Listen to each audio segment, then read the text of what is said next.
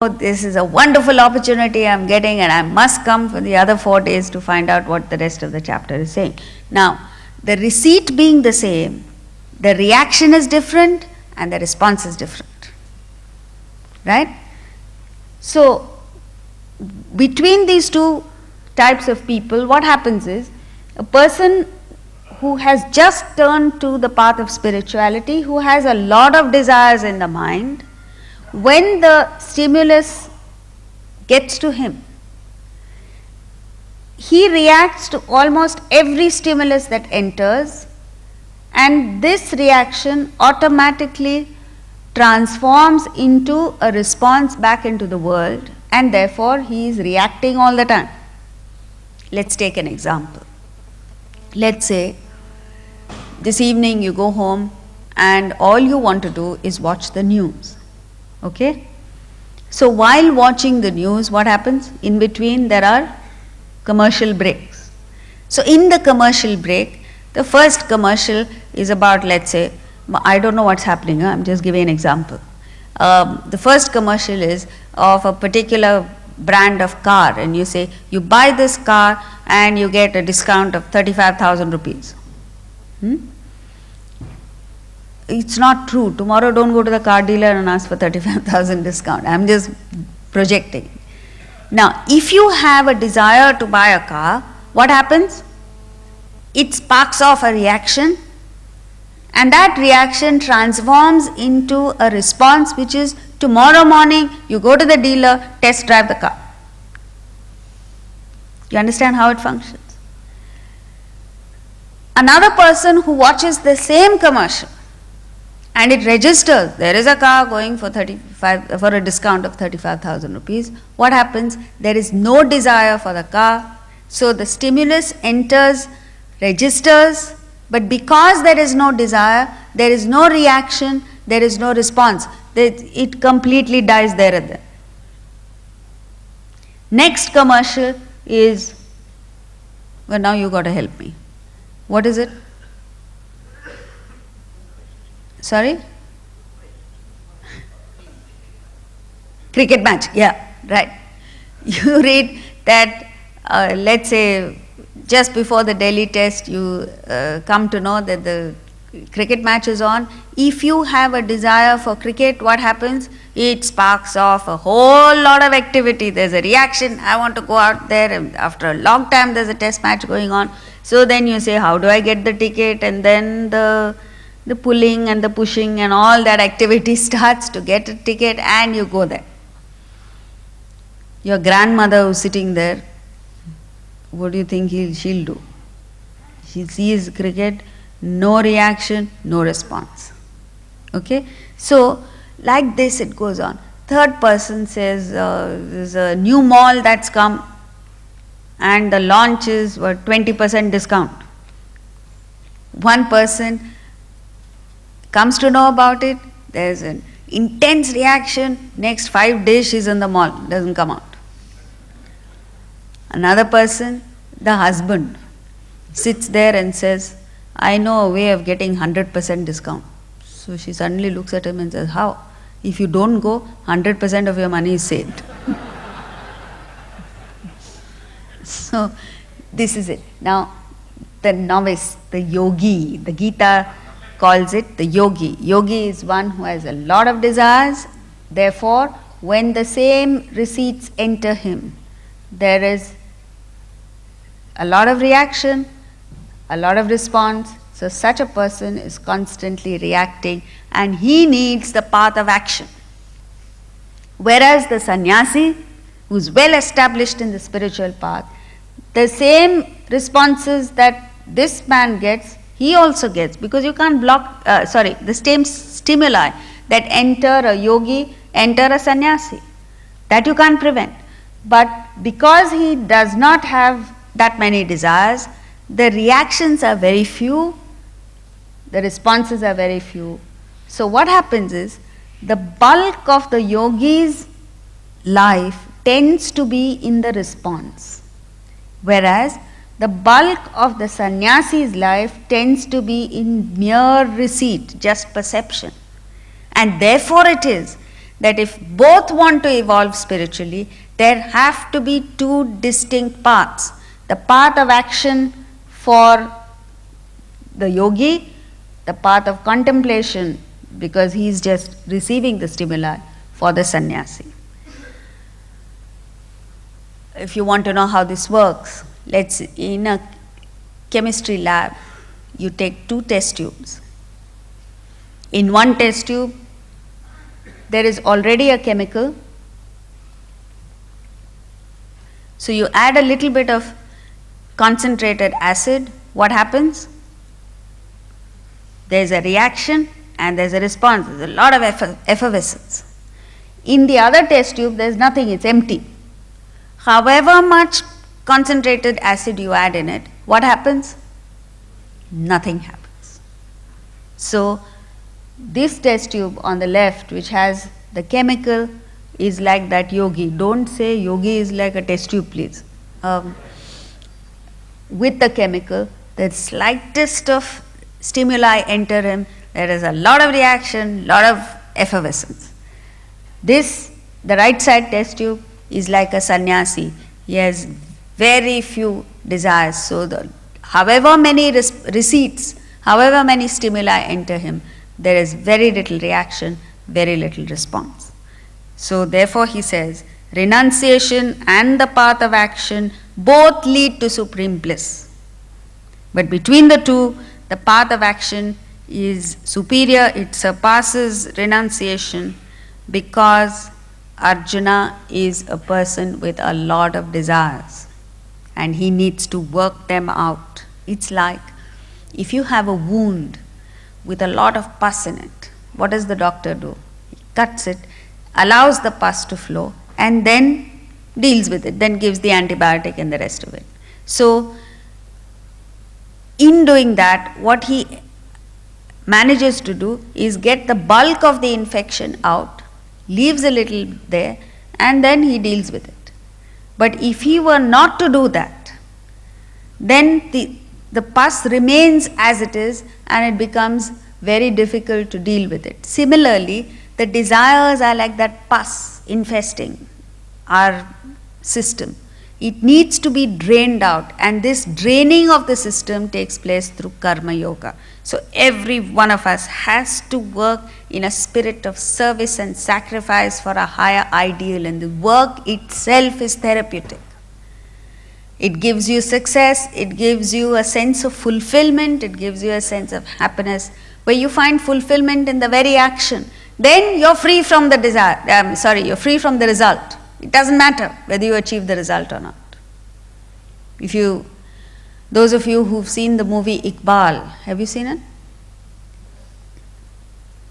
In the end, here's a young man, a young boy, who's a deaf mute. He decides that he's tremendously he has a passion for cricket. So his goal is to be included in the test team, in the Indian team. And towards the end, he works for it so hard and he achieves certain levels of excellence that after that, it doesn't matter whether he's included in the team or not. So even when his coach tells him, he says, look boy, you've done a magnificent job, but I don't think you'll ever get into the Indian team. He says, it doesn't matter. And that's the kind of action that you and I need to perform. We in India have shortages of various other things, but there is one resource that we have no shortage of, and you know what that is? Human resource. We have 1 billion human beings, and if somehow we manage to get these 1 billion human beings inspired to work for a common ideal, to lift this country up, to restore it to its original pristine glory, what results we'll achieve. Not just for the country, for ourselves. But here we are, we're like stones, nothing moves us. Absolutely nothing. So all that you can say is highly tamasic. You know what tamasic is? Nothing excites you, nothing inspires you, nothing promotes you. It's so lethargic. We find happiness in lethargy. Just to move from one place to the other is so difficult for us. That's one. The second is rajasic, highly selfish, highly dynamic, but they will do anything to achieve their selfish ends. And where are we going to achieve this sattvic state? You and I are born in this country because we have the sattvic element, which is denied to all other people. So you have to leverage that. You have to find it and operate out of this sattva. Only then will you achieve anything. The Gita in the 3rd chapter speaks of 3 kinds of people. There's the tamasic individual, is one who takes what the society gives you, what the system gives you. Ishtan bhogani vo deva dasyante yajna bhavitaha tairdattana pradayabhyaha yo bhunkte stena evasaha. Means, if you enjoy the gifts that the society, the system gives you, without repaying, without even the thought of repaying, Krishna calls all such people thief. A thief is one who helps himself to things that the system gives you without repaying. When you read it in the beginning, you feel, oh, I don't belong to this category because I don't take things without paying for them. But if you give it a second thought, then you'll understand that to your horror, you'll realize that, oh, I'm taking things from society. I'm taking things from nature. I'm enjoying the gifts, that millions and millions of gifts that have been bestowed on me without so much as a thought of repaying. Forget actual repaying. At least the thought must come to you. The moment you think of repaying, that in itself is enough, because what can you repay? And how can you repay? There's nothing that you can do to repay the bounties of nature and what the system gives you. Yet just a thought. Like in the Ramayana, Shabari, when she hears that Rama is passing by, and she has this intense devotion for Rama, all she wants to do is get a glimpse of Rama. And when Rama passes by, she wants to give something. She's got nothing. She's just a tribal woman living in the jungles. So all that is available to her is these berries. So she decides to give them to the Lord. And then the thought occurs to her is, what if the berries are sour or bitter? So what she does is, she tastes every berry before offering it to the Lord. You know what that is? Even, yeah, you're right, Junta is it, to taste it and give it to an ordinary person is also taboo in the Indian system. And to offer it to God is even more devastating. Yet Rama accepts this gift, accepts this offering of Shabari, and she's so fulfilled. So what the story tells us is, it's not what you do that matters, but the manner in which you do it is what excels.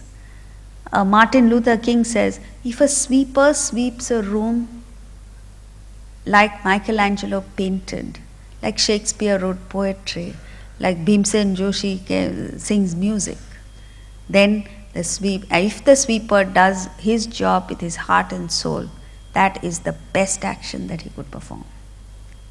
Similarly, each one of us have certain actions to perform. You perform that to the best of your ability, and what comes out of you is perfection. So this thought of repayment is what is important. Next verse. Jneyasa nitya sannyasi yo na dveshti na kankshati nirdvandvo hi mahabaho sukham bandha pramochate. One who neither hates nor desires, na dveshti na kankshati, should be regarded as an eternal sannyasi, nitya sannyasi, always renouncing. O Mahabaho, for freed from the pairs of opposites. Nirdvandvaha means not traumatized by the pairs of opposites. Such a one is easily liberated from bondage. So what he's speaking here of is, in the second verse, he has categorically said, between the two the path of action is superior. Now he supports the sannyasi because he says such a person is a nitya sannyasi. Who is a nitya sannyasi? One who neither hates nor desires. Now, when you read this, one who neither hates nor desires, you think of a statue. The statue has neither desire nor does it have hatred. But it's not that. It doesn't mean that you are not permitted to have likes and dislikes. You have likes and dislikes. The difference is you don't act on them. So what happens is when you're not acting on likes and dislikes, when you have no particular preferences, then you're unaffected by the dvandvas. The affectation of the world comes when you impose a certain expectation from the world. Right? So if you have an expectation that, let's say, it should not be very cold tomorrow. Because you say, I don't like winter. You think tomorrow is going to be a warm day? It's not. The world doesn't have to cater to your likes and dislikes. So tomorrow when it's freezing cold, what happens? You get affected by it, you're miserable. On the other hand, you may have preferences. You may have a preference for warm climate and you are, let's say, uncomfortable in winter. But you understand that in winter it will be cold. What happens? Then you're not making an unreasonable demand on the world. So when it is cold, you learn to deal with it. You don't get affected by the dvandvas, the pairs of opposites. That's simple. But you and I have this fantastic knack of imposing expectations on the world which are not forthcoming. It's not in the nature of a person or the climate to meet with your expectation, and then you get frustrated. So when there is no preferences, you're unaffected by the dvandvas, and the result of that is you're dispassionate towards the world. What a wonderful state to be in. What a powerful state to be in, where nothing in the world shakes you. Today, because of our weakness, we give the world more power than it has. Please remember one thing, the world is not powerful. The world has no power to affect a person of strength. But you, because you've become weak, you make the world seem more powerful than it is, and then get crushed by it. So stand up to it. Get free from the likes and dislikes. You'll become independent of the world. You get dispassionate towards the world, and then you get a clear picture of truth, reality. Then you understand Atman like you see yourself in the mirror. This is what they say. So now the problem is, it is desires that create the bondage. For instance, if you have a desire for cricket, then what happens? Today, 5 hours is a write-off for you, and for the next 5 days. Why? Because the test match is on, so you're glued to the TV. If you don't have a desire, we're not saying you should not be interested in cricket, but if you're not victimized by that desire, then you're free. This is how you should operate in the world. So the next question is, how do you overcome the likes and dislikes? Number one, deviate from a habit. We all get into habits. In fact, most of our life we are leading routine, mechanical existence without so much as a thought about, is this what I ought to be doing? For instance, there are people who go to the club every single evening, like clockwork. Everywhere else they are unpunctual, but to the club, promptly 5 o'clock they'll be there, or 6 o'clock, or whatever it is. Deviate from the habit. Consciously, once in a week, let's say, I will not go to the club. Then you don't get victimized by it. Or there are people who play cards every afternoon. What is it called? Kitty party. Play by all means. But deviate from the habit. Once or twice a week, say, I will not play. Then you don't get victimized by it. Second, don't encourage your likes. Let's say, for instance, you have a particular preference for a certain type of food. It should not be that you insist on having that all the time. Don't encourage your likes. How do you not encourage likes? Consider others' likes and dislikes. How many of us, let's say, if the family decides to go out to dinner, how many of you say, we'll go wherever you want to go? No, each one asserts, I want Chinese, so everybody must suffer Chinese. Or I want Italian, so everybody must suffer it. The day you learn to rise above your likes and dislikes and say, I will be happy when your like is fulfilled. That's when you rise above it. And the most important thing is entertain higher values, all the likes and dislikes at the lower level fade away. Thus, sukham bandhat pramuchyate, easily you will be liberated from bondage. Now, I don't know how many of you have seen jackfruit. Have you ever cut jackfruit? Yes. What do you do before you cut jackfruit? Apply oil. You saw this before you answered? You apply a little oil in your fingers before you cut the jackfruit, and then that white, what is it called, the sap, doesn't stick to your fingers. But if you don't apply, you don't know what jackfruit is. First time you're cutting jackfruit in your life, you don't apply oil on your fingers. You know what happens? That sap sticks to your fingers and you can't remove it till the skin gets rubbed off. It sticks to you. Similarly, in the world, when you go out into the world, before you contact the world, you need the knowledge of the Bhagavad Gita. It acts as oil so that the world doesn't stick to you. If you don't do it, what happens? Every contact with the world and everything gets stuck to you, creating one big mess.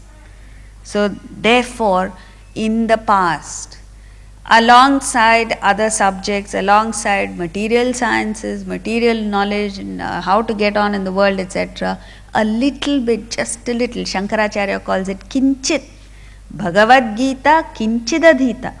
Little bit of the Bhagavad Gita was taught right from childhood, so that a child grew up with these truths, with these principles of life, and as he grew, and as he contacted the world, his life became one big party.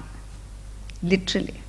It becomes a mansion of mirth rather than a source of anxiety and stress. Nowadays, not only do adults suffer from stress, but even children have stress. Because of this. Remember the jackfruit next time you contact the world. Next time you get stressed out, understand it's got nothing to do with the world. It's because I haven't put oil on my fingers. Means I haven't learned the principles of the Bhagavad Gita. Next verse 4. Sankhya yoga prithak balaha pravadanti na panditaha ekamapyasthita samyak ubhayor vindate phalam. Children, speak of Sankhya, knowledge, as different from yoga action. Not to act. One who is truly established in one gains the fruit of both. Now, this basic difference between balaha and panditaha is the difference. You see, a person with inadequate knowledge, person who doesn't have the totality vision, will always see differences. And such people, Krishna could have referred to such people as foolish people.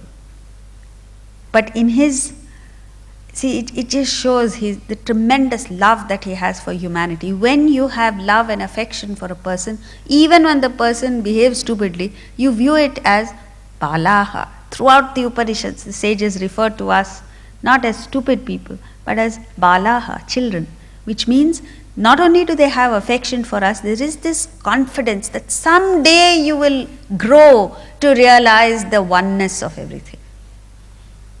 So, children, Balaha and Panditaha is when you are a child, you see differences. And the next time you see differences, you understand where you belong. Spiritual infancy. Now, this brings us to the end of this session, which we'll continue tomorrow.